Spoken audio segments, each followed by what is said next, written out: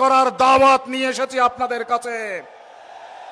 আমি জিজ্ঞেস করতে চাই, আগামী নির্বাচনে ব্যালট বিপ্লবের মাধ্যমে ফাঁসিবাদের চূড়ান্ত কবর রচনা করার জন্য আমরা যার যা কিছু আছে তাই নিয়ে মাঠে থাকবো কিনা?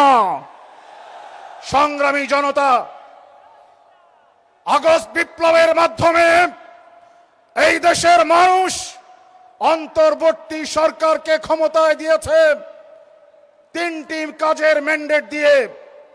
প্রথম হচ্ছে সংস্কার করতে হবে, অর্থবহ সংস্কার। 2 নম্বরে, যারা বিগত 17 বছর পর্যন্ত এই দেশের জনগণের উপরে দমন নিপীড়ন চালিয়েছিল তাদের ন্যায়সঙ্গত দৃশ্যমান বিচার করতে হবে। 3 নম্বরে, একটি ক্রেডিবল, গ্রহণযোগ্য এবং সুষ্ঠু অবাধ নির্বাচনের আয়োজন করতে হবে। আমরা দেখলাম সংস্কার কার্যক্রম শুরু হলো, ঐক্যমত কমিশন গঠন হলো, কিন্তু একটি বিশেষ রাজনৈতিক দল জুলাই অভ্যুত্থানের স্পিরিটের বিরুদ্ধে গিয়ে এই দেশের সংস্কারের পথে বাধা হয়ে দাঁড়িয়ে সমস্ত গুরুত্বপূর্ণ এবং মৌলিক সংস্কারগুলিতে তারা নোট অফ ডিসেন্ট দিয়েছে। আমরা পরিষ্কার ভাষায় বলতে চাই, হাজারো রক্তের উপরে যেই বিপ্লব হয়েছে সেই বিপ্লবের নতুন বাংলাদেশে যারা সংস্কারের বিরুদ্ধে থাকবে, আগামী নির্বাচনে জনগণ তাদেরকে প্রত্যাখ্যান করবে। সংগ্রামী জনতা, আপনারা জানেন বাংলাদেশে একটি বিশেষ রাজনৈতিক দলের একজন শীর্ষ নেতা কিছুদিন আগে বলেছেন তারা নাকি শরিয়া আইনে বিশ্বাসী নয়। আপনারা শুনেছেন? কয়েকদিন আগে আল্লাহর সাথে বিদ্রোহ করেছে, অকথ্য ভাষায় কোরআনকে অপব্যাখ্যা করেছে, আল্লাহর শানে বেয়াদবি করেছে তথাকথিত বাউল শিল্পী। সেই আল্লাহদ্রোহী অপশক্তির পক্ষে দাঁড়িয়ে সেই নেতা বলেছেন, তার পক্ষে আওয়াজ তুলেছেন।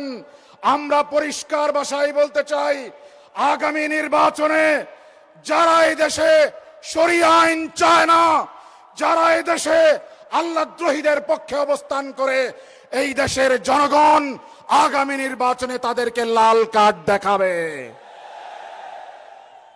আপনাদের দিন শেষ, এবার নতুন বাংলাদেশ হবে ইনশাআল্লাহ। সেই নতুন বাংলাদেশের দাওয়াত নিয়ে 8 দলের সম্মানিত নেতৃবৃন্দ বাংলাদেশের এক প্রান্ত থেকে আরেক প্রান্তে ছুটে যাচ্ছেন। সীসাডালা প্রাচীরের মতো ঐক্য ইনশাআল্লাহুল আজিজ অটুট থাকবে। আমরা প্রমাণ করতে চাই আগামী দিনের পার্লামেন্ট হবে আল কোরআনের পার্লামেন্ট। কথা ঠিক কিনা? আমরা কোরআনকে পার্লামেন্টে নিতে চাই। আগামী দিনে যারা সরকার গঠন করবে তারা হচ্ছে আজকের মঞ্চে যারা বসে আছেন ইনশাআল্লাহ। সেই সংগ্রামের চূড়ান্ত পরিণতি না দেখা পর্যন্ত আমরা ঘরে ফিরে যেতে চাই না। এই সংগ্রামের সাথে আপনাদেরকে সর্বাত্মকভাবে অংশগ্রহণ করার উদাত্ত আহ্বান জানিয়ে আজকের মতো এখানে বিদায় নিচ্ছি। আল্লাহ হাফেজ। বাংলাদেশ জিন্দাবাদ। 8 দলীয় ঐক্যজোট জিন্দাবাদ।